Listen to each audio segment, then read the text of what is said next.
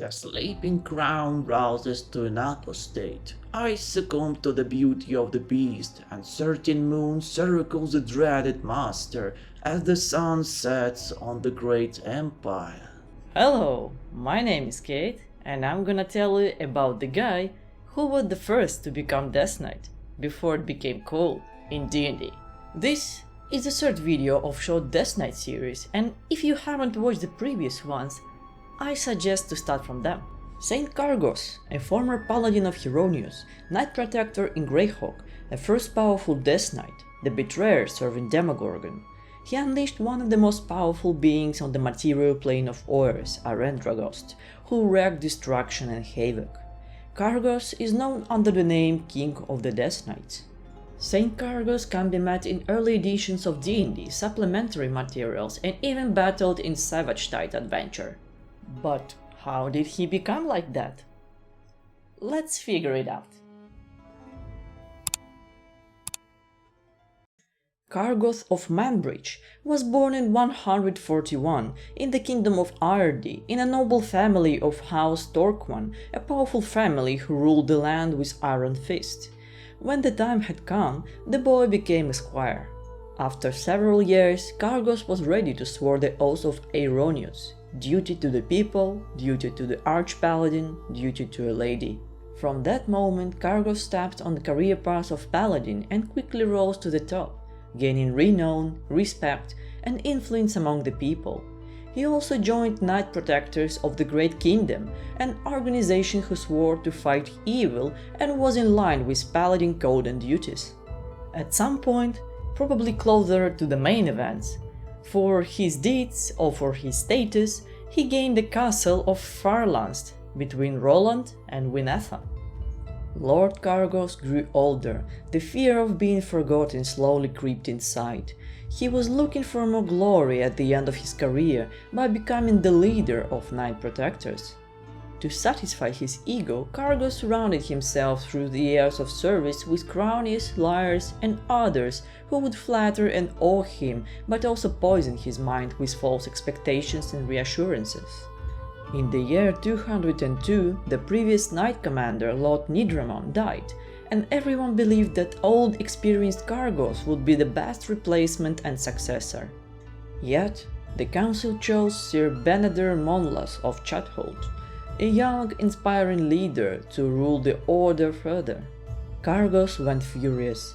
He could not believe it, he could not take it. It was not what everyone around had been telling him through all these years.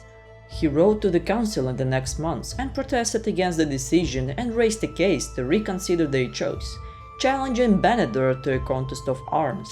In the start of 203, the public duel happened. Kargoth was much more skillful than Beneder, yet the young knight bravely parried and defended himself with all attacks. They battled for the whole day until sunset, when the council announced a stalemate, which by the rules meant a defeat for Kargoth, who raised a claim. Defeated and ashamed, Kargoth rode off to his castle to plan vengeance, but he got caught in a very strong storm and lost his way. He stumbled upon very old ancient ruins and decided to wait there, but I don't think it was a coincidence. He wandered around the ruins and found the stairs that led to the below levels into the darkness. He came across a vast cave located beneath the earth with an ancient shrine. There stood a gigantic statue of a demon prince of Abyss, Demogorgon.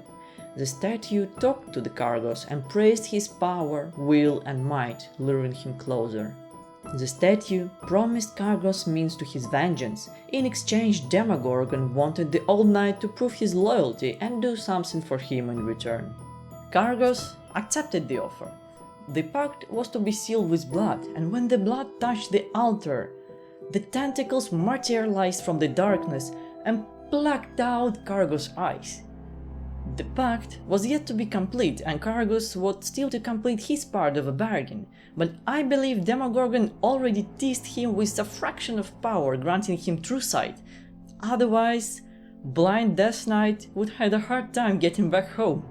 Kargoth put a helmet on to hide his deformity and rolled back to his castle. Through the following years, lots of allies joined Kargoth's banners, as not all were in agreement with the council decision. Among those were certain loyal followers: Lord Morduis the Far, Lady Lorana Kath, Prince Mirhal, Sir Myril, Lord Andromansis, Sir Oslan, Sir Rezinar, Lord Thurian, Sir Minor Cyric, Duke Urker Grass, Sir Luren, Lord Haven, and Sir Farian. After gathering all around him, Kargoth persuaded his loyal group to assault the Temple of Lothan near Rel'Deven to obtain a powerful artifact, Orb of Sol, that, as he said to everyone, would help him to defeat Benedor. Later the same year, they rode to the temple and battled their way through its chambers to the artifact.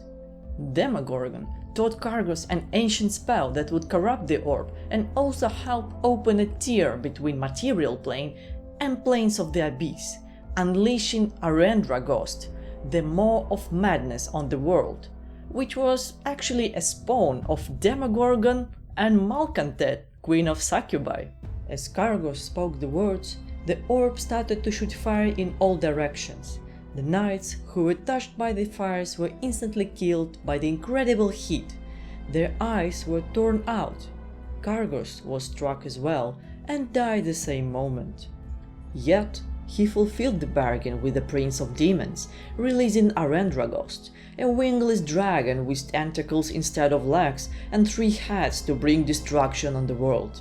And the Demon Prince held his part of the Pact, rising Kargoth as the first deathknight and his followers as deathknights after. While Benedor and Knight Protectors were busy dealing with Arendragost, Kargoth fled to his castle, where he started to build an undead army and gather more followers to commit atrocities and evil in the name of Demogorgon. But why he is called Saint? You see, in all editions of D&D, the rank of Saint was given to the most devoted one to his or her deity, be it a good or evil one.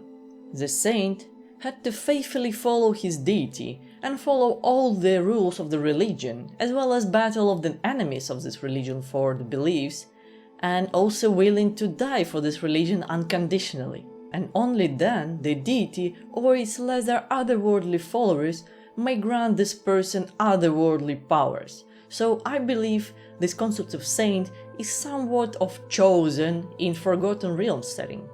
With the passage of time, Kargoth was granted saint-like powers and became known as Saint Kargoth. Apart from powerful abilities, Death Knight had a sword, Gorgorin the Shatterer, a powerful soul weapon which was able to literally disintegrate foes on hit. The sword was lost in battle, and Kargoth spent all of his spare moments looking for it. He also possessed Billow's Sphere of Demogorgon, which is a powerful mace capable of many spells and abilities: Cloak of Charisma, Boots of Speed, Shadow Blade, Ring of Protection, and other minor things. He also can invoke and ride a chariot, which is drawn by 6 nightmare states. In 247, after over 40 years of committing evil in the lands of Oerth, his castle was destroyed by the Knight Protectors, and Saint Kargoth moved to the realm of Demogorgon, the Gap in Maw, where he built his castle on Colranth Island. From there, he quickly rose in ranks of the Abyss, gaining reputation and fame among other demons. Kargoth still spent lots of time on Prime Material Plane serving Demogorgon's will, and in exchange the Demon Prince presented him with fractions of demonic essences, which boosted his powers and abilities. Over the next 200 years, Kargoth terrorized the lands of Material Plane, dedicating himself to battling his mortal enemies, among which are Saint Bane, Saint Benedor, Merlin the White Paladin, Heinard the White Guard, and exterminating the Order of Knight Protectors. A bit before that, in 213, the new Overking distanced himself from Knight Protector's order and stopped any royal support, which resulted in weakening of its ranks by 313. Kargoth and other Death Knights continued to hunt the Knights. In 443, the order almost completely ceased to exist. More than 100 years later, in about 589, during the events of Savage Tide, Demogorgon realm was assaulted by other demon lords and enemies, including Malcanthet and Iggwilv the Witch Queen, who all wanted to stop Demon Prince from gaining power. The Prince of Demons was stopped, and Kargoth was presumably destroyed by adventurers that day. Is he a strong character? From the lore perspective, he was a very skillful fighter, the first Death Knight with saint-like powers. He also served Demogorgon and sometimes even compared in might with Demogorgon himself, so yes, he's very dangerous. From a technical perspective, there are some variations of Saint Kargoth's stats, but in Savage Tide, he is a creature with challenge rating 23, with more than 300 HP, lots of immunities, resistances, also abilities like Abyssal Blast, flying speed, which cannot be dispelled, spells, and also artifacts, which makes him one of the most dangerous foe in the campaign. And now, a bit of DM tips on how to play him. He is cold, calculating and smart. He doesn't talk much and uncover his evil plans, so play him as an unstoppable, silent killing machine. Do not forget to cast every defensive spell before the combat and start the combat with the Abyssal Blast. Other 13 Death Knights hate him for tricking them, so using any of them in your campaign would be a good idea. You know, enemy of my enemy. And that's all on Saint Kargoth, the first Death Knight of Greyawk. And technically we see him destroyed in Savage Tide campaign along with Demogorgon. Yet, Demogorgon is alive and well in Out of the Abyss campaign and further on, so who said he couldn't resurrect his most loyal champion? This was another video on my short Death Knight series, and if you like the lore, please press like and subscribe button, and tell me in the comments below who else you would like to hear about. And see you next time.